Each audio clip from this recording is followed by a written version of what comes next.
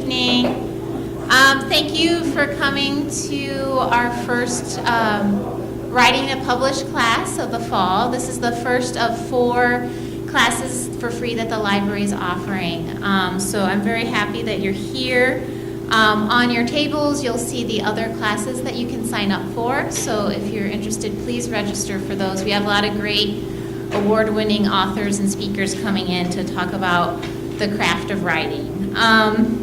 Before we begin tonight, I just want to especially highlight on September 19th, Cinda Williams-Chima will be here, and she is a New York Times bestselling author, and she'll be talking about world building for fantasy novels, but it also will apply to anyone who writes any sort of fiction, and maybe creative nonfiction as well, because you still have to describe a place. In addition to the Writing to Publish program, we have a couple other things that we offer published and aspiring authors in the area. The first of these is our Hudson Writers Critique Group that meets the last Wednesday of every month at 7 p.m. in the Library Cafe. And it's a great group of about 20 to 25 people, depending on who's there. And anyone's welcome to come. You don't have to register. So if you're interested, please stop by. It's actually going to be next week is the last Wednesday of the month. This month has gone super fast. If you're interested, I'm Amanda Flower. I'm the author in residence at Hudson Library. So you can make one-on-one, 1-hour critique appointments with me where I will review your work and kind of give you tips about the query process or wherever you might be in your publishing journey. If you're interested in that, there is a sign-up sheet at the back of the room at the end of the program. You're more than welcome to sign up, and then I'll have your name when I have appointments available to schedule something with you. This evening, I am very pleased to welcome Jill Grunewald. Did I say it right, Jill? Okay. I've been practicing all day. To the Hudson Library. Jill is an acclaimed memoir writer, so we're very lucky that she's here to teach our memoir class. She's the blogger behind The Year of the Phoenix, where she talks about body liberation and being your own hero. She's also the creator and co-host of the Professional Book Nerds podcast, and she's a contributor to NPR's On Point. Her writing has appeared in Bust, The Millions, and Tor.com. The memoir that we have here available that Jill has written for sale from the Learned Out after the program is called Running with a Police Escort, and I'm sure she'll talk much more about that. Join me in welcoming Jill.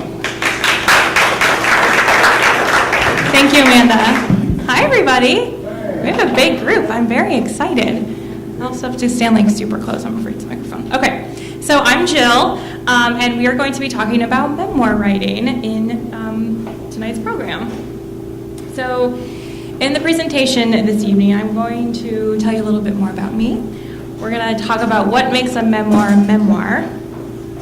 I'll offer you some tips on getting started with memoir writing, which is the handout you can take home with you, but I'll go over a little bit more about that later in the presentation. I'll address some common concerns that come up when memoir writing, and then I'll walk through the process of writing a book proposal if you feel the need to, you want to publish your memoir. And then because there's such a big group, I'm going to try and leave a whole bunch of time for a Q&A. So I'm going to go ahead and get started then. So a little bit about me. I actually grew up in Hudson. My parents still live here. I graduated from Hudson High School in 2000. I was a member of the 13-year club. I have my bachelor's degree in creative writing from Bowling Green State University, and I have my master's in library and information science from the University of Kentucky. So I am a librarian, although I currently work for a company called Overdrive, which is an app that will let you check out ebooks and audiobooks for free from the library right on your mobile device. So if you're an ebook reader like I am, Overdrive is magical. But I had worked in libraries prior to that, including here at the Hudson Library. I worked here in high school and then in college. And I published a book in 2015 about Hudson, which was part of Arcadia's Images of Modern America series. So it's a pictorial history from about the 1960s on forward. So if you're more interested in Hudson history, that's a good way to do it. I blog at the Year of the Phoenix, and as Amanda said in the introduction, I co-host a podcast called Professional Book Nerds, where we get to interview authors and talk about books all the time, and it's pretty much the best part of my job. And then I have written essays in various publications as well, but that's not why you're here. You're here for the memoir. So, last year, my memoir, Running with a Police Escort, Tales from the Back of the Pack, was published by Skyhorse. So I am a runner. I don't necessarily look like one, but I am one, and when I run slow. I'm one of those people in the very back. And I love being in the back of the pack because there's a sense of community back there. And I wanted to tell the story of what it's like back there and tell my stories of races in the Cleveland area specifically, which is where I live now. So I will tell how that all came about. But this is my first book, memoir that came out last year. And it's gotten really good reviews, and I'm really proud of it. And so I'm very happy to be able to take my experience with that book and bring it here to talk to all of you. But I'm also currently working on a second memoir, which is about my experiences as a prison librarian. So after I graduated with my master's in library and information science, I moved back up here to Cleveland, and my very first professional job was at a prison. I was the only librarian at an all-male prison, and so next year you'll be able to read all about that.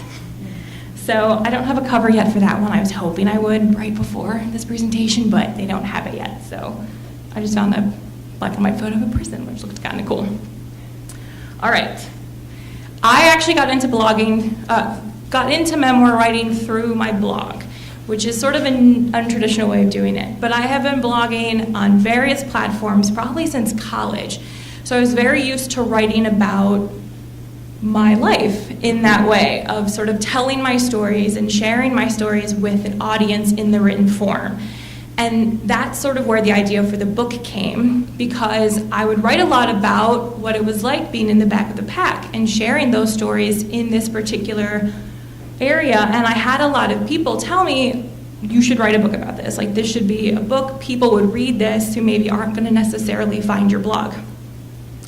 So blogging was sort of my way into it. It's not everybody's, but that's sort of how I got into the habit of writing about my life and telling my stories that way. So a couple of years ago, I was at a storytelling event in Cleveland, and my friend Alicia was telling a story about how she got into yoga. And in that, she asked the question, what would you do if you knew you could not fail? And I'm sitting there in this bar in Cleveland, and I felt like she was personally asking me that question.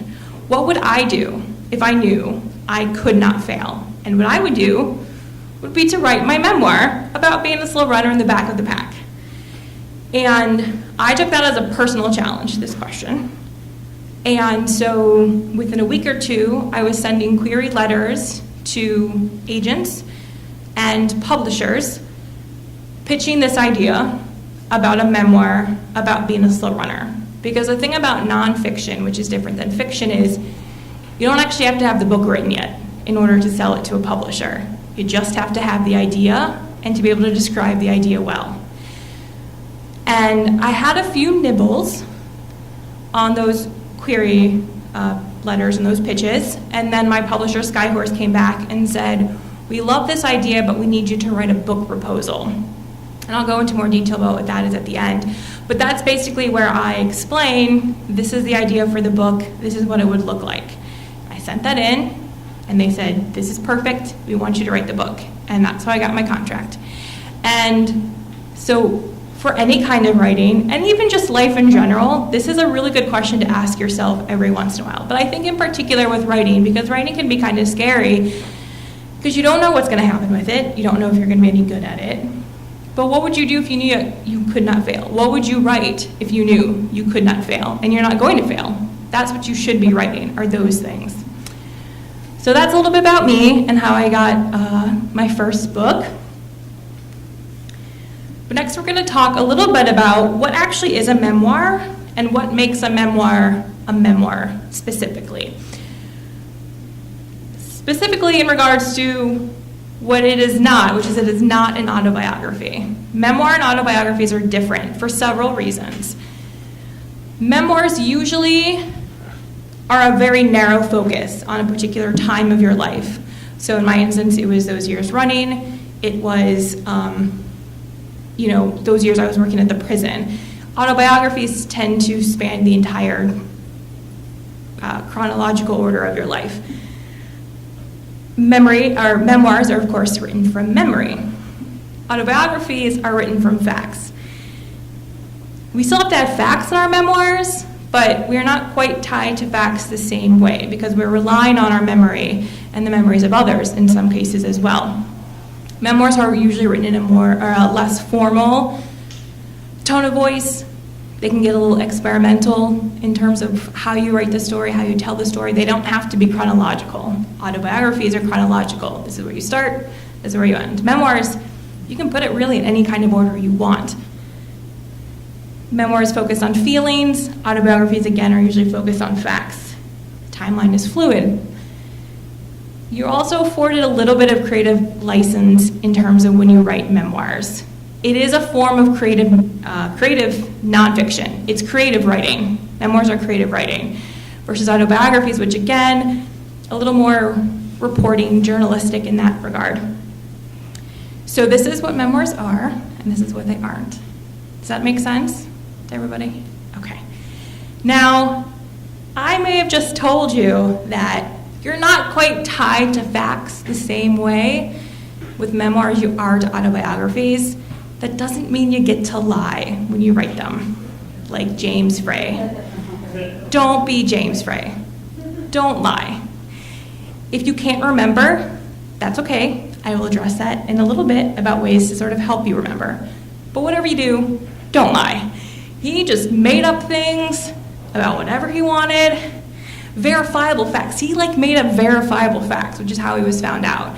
These were things that other people discovered he had lied about. It wasn't even like he couldn't remember the color of a car or he couldn't remember a particular conversation. He just made up his police record, which is a public record, and people can find that.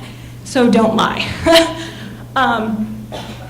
The other question, though, is what if, your memory of things is different than somebody else's, right? Because that might happen.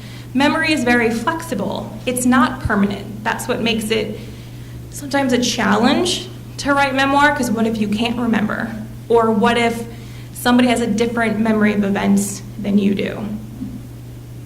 Right? That's a fair question, and that happens sometimes. So the thing about memoir is that it's your memories, it's your truth. Stick to that.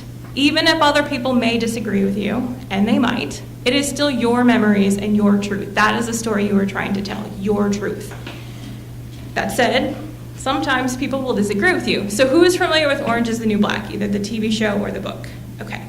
I love Orange is the New Black for several reasons. I read the book, I think, right before the TV show came out. And I love the TV show. I binge watched the latest season in a weekend. And the thing about Orange is the New Black is that after Piper Kerman wrote it, there is a character in the book, I say character, is a real person, who was sort of her partner in crime, so to speak, in the drug trade, which is how Piper ended up in prison. And Piper writes her story, she tells her truth. Then there's this TV show comes out, and that woman, who again is a real person, got a little upset with how the story went and thought that Piper was not being entirely honest. So then she also wrote a book on the very same subject and about being her. So these are two different people basically telling the same story, telling it from their own perspectives of memory and memoir.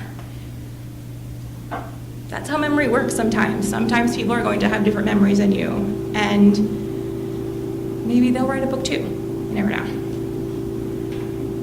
So that's sort of the problem with being tied to memory and not tied to fact, but again, there are ways to verify all of that stuff that we will talk about. All right. So when it comes to actually writing a memoir, the first thing I would suggest you do is just start writing down your memories. Just start making a big list of whatever memories you want. You don't have to write them in any particular order. You don't have to even write full sentences, just little triggers. So when I was writing, these examples are from the prison memoir when I first started writing it. There was a bat in the library that one time. The inmates used to call me Miss G, as in gangsta. There was that time my inmate was getting released on St. Patrick's Day, and he was in on a DUI. And he's like, the first thing I'm gonna do is go get a green beer. I was like, guy, don't do that. It's okay, Miss G, it's okay, Miss G, I have a ride home. Okay. So I just sort of started writing down brief little snippets as a memory dump, right? Cowboy was one of the guards in the prison, and his ex-wife also worked there, and she had an affair with an inmate. That would be Cowboy's wife. Mein Kampf, we know what Mein Kampf is. Mein Kampf is actually allowed in prisons, and I had 2 inmates ask for it once as sort of a test to find out what would happen if they did. And then Tug was this little pug. We had a dog program at the prison where the inmates would teach the dogs tricks. They would get them from the Humane Society and teach them very basic commands. So then they could go back to the Humane Society and be adopted, already knowing how to sit, and roll over and all that stuff. And Tug was this pug who loved me, and he would come into the library and he would sit at my feet while his inmate was checking out books. So for my memory dump, I just wrote down really quick things. These are not in any particular order. And I had a whole sheet full of just memories. And as you start writing out some memories, you might start remembering others that you sort of forgot. But maybe, writing Tug the Pug would remind me of something else. So that's the first place. Just write out all of your memories. Don't worry about structure. Don't worry about narrative. Just get them all out into one place in a way that you will be able to remember them when you go back and remember them more in detail. So then after you have your memory dump, then you can sort of start to organize a little bit. Group them in whatever way you want. For running with the police escort, they're grouped by race. When I ran the Akron Marathon as a relay, I tell stories also about the runners that I ran with. And it was in September, and I was running a lot. I was writing a lot about that as well. I ran a race here in Hudson when the Veterans Memorial Stadium opened. They had a 5K. And I wrote a lot about high school in that chapter as well. So memories in that one were grouped by race. In the prison memoir, they're grouped mostly by season or month. But you can really do it any way you want in terms of how you want to categorize your stories and your life. Maybe you do it by place. These are my memories from my parents' house, the house I live in, the apartment I rented in college. Maybe you do it by season like I did, or month. You could do it by age. From when I was 5 years old or 10 years old or whatever. It is entirely up to you how you want to categorize your memories and your timeline. You can also be really creative in terms of how you categorize. So Maggie O'Farrell wrote I Am, which came out this year. And it is organized by body part. And it is not in order. So I think neck was a story from, takes place like in the present, and then she jumps to lungs, which took place in like 1975, and then she skips ahead to abdomen, which takes place in like the 1980s. We're not tied to a timeline. We are not tied to chronological order. This is your story about your life or this moment in your life, and you have the freedom and the creativity to organize it and tell that story in whatever way you want, using whatever categories you want or benchmarks you want. So once we have our categories, then we can start assigning the memories to these categories. So in summer, there was the time the bat showed up. There was also a baseball game I watched from the library one day. Spring, of course, it was St. Patrick's Day. in fall, there was Halloween when the inmates wanted scary books, and I gave them classics like Frankenstein and Dracula. And then there was that time I walked outside and there were just all of these blackbirds sitting in an empty prison yard, and it looked like a scene from Hitchcock, and I got totally freaked out. Winter was when the Genius and Gangsta first showed up, and I saw inmates building snowmen in the yard as well. So this is how I started organizing them. And then once you organize your memories into categories, now you have a pretty basic outline of how to start writing your story or your memoir. And as you start writing, you may switch the narrative around a little bit. It's entirely up to you, because again, you're not tied to a timeline. But I like to think of this as quilt pieces in search of a pattern, with the pattern sort of being the order that you finally settle on. And it's entirely up to you what it looks like. Now begins the fun part, which is where you start writing. It can be a little overwhelming to write an entire book. So we're not gonna do that, right? Like when I got my contract, and I was contractually obligated to write 80,000 words, that's a little daunting. And it's not even really that much. Like, book's kind of small. So then I look at these fantasy authors who probably have like 150,000, 200,000 words. I don't know how they do that. So we're not gonna worry about that. What we're gonna do at first is you're gonna take that list of memories, and you're gonna go through it, and you're gonna find the one that speaks to you the most. Not your favorite, not the one you remember the best. There will be, though, one memory on that list that is like that kid raising their hand. They're like a Hermione and Harry Potter. They're like, pick me, you wanna pick me? That's the memory you're gonna pick, and that's where you're gonna start. And then you just start writing. Don't overthink it. Don't worry about the narrative structure. Don't worry about where it's gonna fit in the overall thing. Just start writing, and just start writing your memories. With any kind of writing, you can always go back and edit. This is just a first draft. It's not gonna be pretty, it's not gonna be perfect. But I just want you to start writing and see what happens. And again, as you start writing this one memory, you may start thinking about other ones, and it may trigger something else, and you can go in that direction.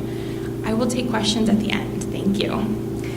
And just start writing and see where your memories lead you. And again, this is creative nonfiction, so you are allowed to use fiction techniques when you write memoirs. You're supposed to use fiction techniques when you write memoirs. That includes, you can utilize flashbacks. There should be character development. Think of these people as characters, describe them. What do they look like? What does the room feel like? What does it smell like? What is the light like in that room? Storytelling. You're telling a story about this particular moment in your life. Don't be afraid to use descriptive words, descriptive settings, and make these characters feel like three-dimensional characters. Even though they're real people, we want to make them feel like real people on the page.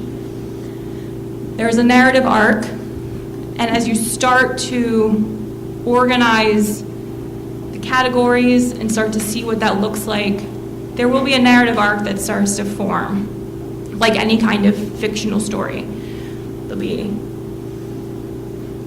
of course, now I can't remember any of them, but like the plot, it goes up, there's the climax, there's the denouement. That'll show up as you start writing, and the more you start writing, the plot, basically, of your memoir will start to develop. And then, sort of encompassing all that is to show, don't tell. Use those descriptions. Don't be afraid to be creative in how you describe things. So that's one of the benefits to memoir writing, is you can really get a little creative. So to tell the truth, but you can get creative in terms of how you tell the story. So now we got to the common concerns portion of the thing. So one of the first things that is always a big question is, what if I can't remember? That's a very fair concern, but nobody remembers everything. None of those memoirists remember everything. They maybe use a little bit of creative license in terms of how they tell the story and what they remember. Last summer, I went up to Ann Arbor to see Roxane Gay, the memoir writer, speak about her book Hunger.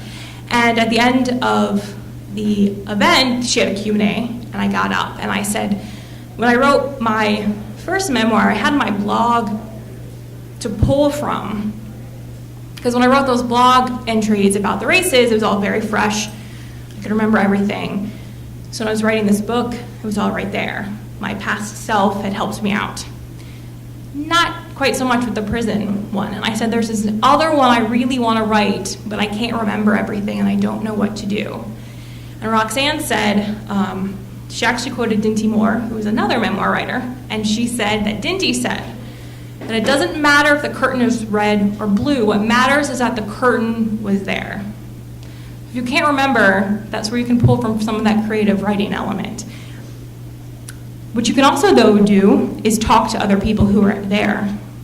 If you can't remember maybe the conversation you had with your brother about this particular event, if your brother is around, you can go ask him. You can do research. Again, James Frey got into trouble because he was lying about verifiable facts that could be found by other people. There's a lot of things you can actually find online just by doing very basic research. When I started writing the prison memoir, I could not remember the hours of the library. I mean, I had sort of a vague memory of knowing we were open in the morning, we were open in the afternoon, and we were open in the evening in these like blocked segments. But I couldn't remember the exact start time or the end time. And I was looking at something totally unrelated to that, but related to the prison memoir. And I came across a document online, public free access, that was a group had come in and done an inspection of the prison, and they wrote very detailed notes, including the start and end time, the hours of the recreation center, which was on the same hours as we were. I was like, oh, well, there you go. Now I know when our opening and closing hours were. So you can do research if there's things you can't remember. And then, as I said earlier, if you're like, I know that there's this thing that is like, it's sort of like when you get like a kernel of popcorn stuck in your tongue, like your teeth, and you're like, it's there, I just can't get it quite out, but it's there. As you start writing your list, as you start writing your memories out, you may find that it starts triggering other things. I had totally forgotten all about Tug the Pug. I forgot about Tug, this little dog who for 2 years sat at my feet every time he came in. I forgot all about him. And then I was writing about something else, and all of a sudden Tug clicked in my head. I was like, how could I forget Tug the Pug?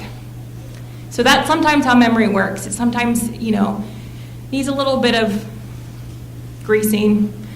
And once you start, it all kind of starts clicking and you might have it start falling into place. So that's one of the common concerns, is what if you can't remember? The other really big one is talking about people who are living and other people who are not you. So writing about real people can be a little tricky. There can sometimes be interpersonal relationship dynamics that can make things a little bit difficult. You maybe want to protect somebody's privacy. So there's a couple of things you can do. First, remember that you are writing your memoir about using your memories. So your truth might be different than theirs, and they might disagree. That sometimes happens. Not everything has to be included in a memoir. It's not necessary to include everything. You don't have to. This isn't an autobiography, remember. We're not tied to truth or facts in quite the same way. So you are allowed to omit things or omit people if it's not going to truly affect the overall story. You can use composite characters, where you sort of combine two real people into one person if it makes it easier or if it makes it flow a little bit better. And of course can change names and identifying details, which is what I did for the prison memoir. I kept everyone, all of the inmates that I talked to were single inmates. I didn't do composite characters, but I changed all their names, I changed all their identifying details. I did that with all of my coworkers as well, for their own privacy, because they're not involved with this. That said, sometimes memoir writers do involve the people that they're writing about in the process. You know, they ask for feedback while they're writing it. They get their permission before they start. They share it with them during the process. Maybe they share it with them at the end. So these are different ways of writing about real people, and I can't tell you the right way for you. It's going to depend entirely on the people you're writing about and your own comfort level. But this gets us into the really big common concern, which is writing about family. So I have a funny story about this, actually. So I started working here at the Hudson Library. We were actually in the old building when I was in high school. And in my memories, I got the job, and I wanted to work here because my best friend worked here. And so I was like, why wouldn't I want to work here? I love books. And so the way in my mind I tell that story is that I applied because Jen worked here, because I wanted to work with Jen. So you can imagine my surprise when a couple months ago, when we were at a family dinner, and my mom told me, she's like, oh, Jill started working at the library because I had to tell her to, because she was, like, she didn't want to get a summer job. I was like, that's not how I remember that at all. And the funny thing is, that totally would have been me at 16 years old. So now what do? I have my memories of the events, and I have my mom's memories.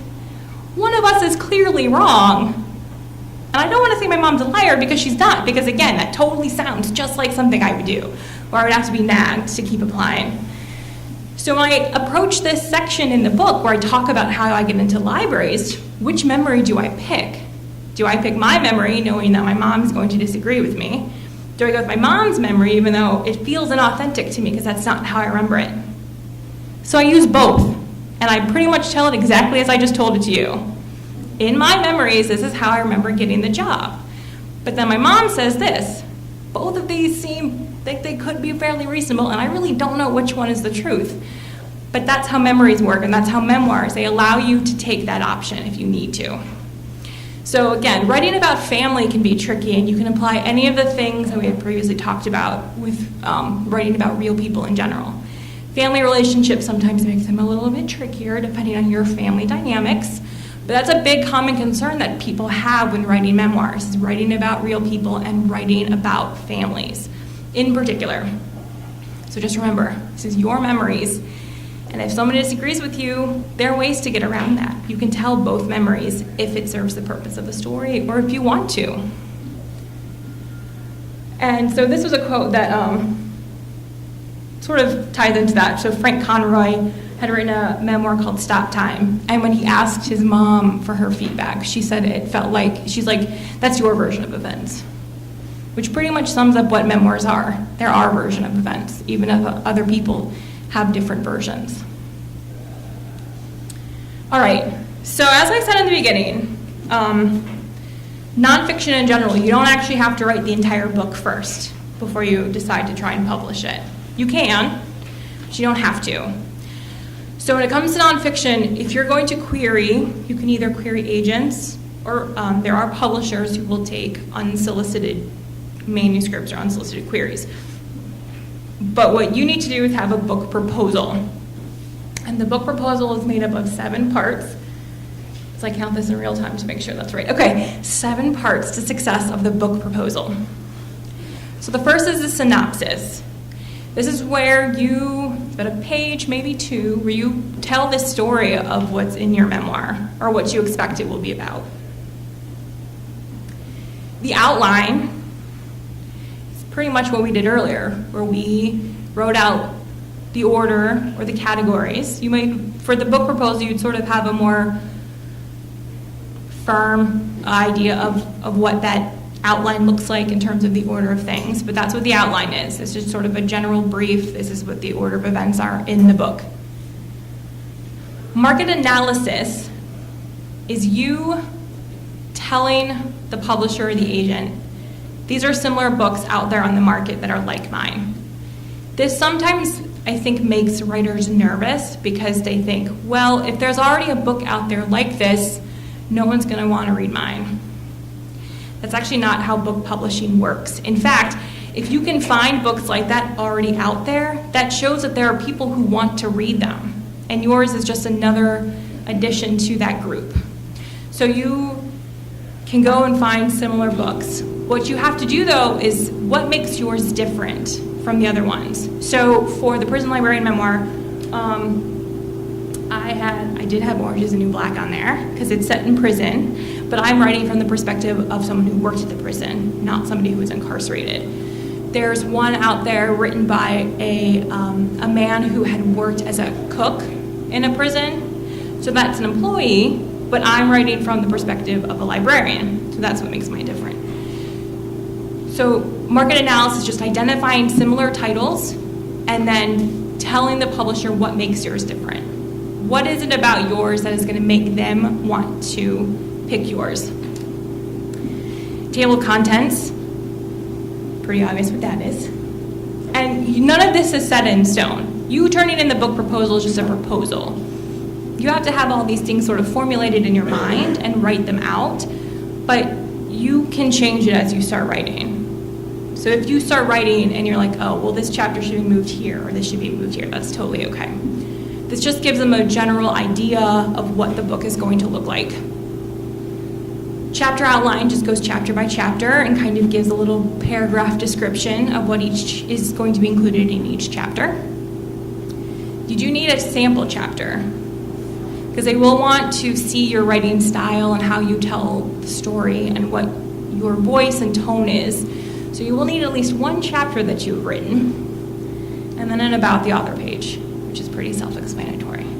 So this is a book proposal. This is what nonfiction writers and memoir writers use, and they send this to publishers and agents. And again, you don't have to write the entire thing first. This actually helps me start to formulate my ideas a little bit better, because when I'm forced to actually write a outline and chapter outlines, when I have to actually say, oh, this is what's going to be in chapter 1, and this is what's going to be in chapter 2, it helps me as a writer start to plot things out.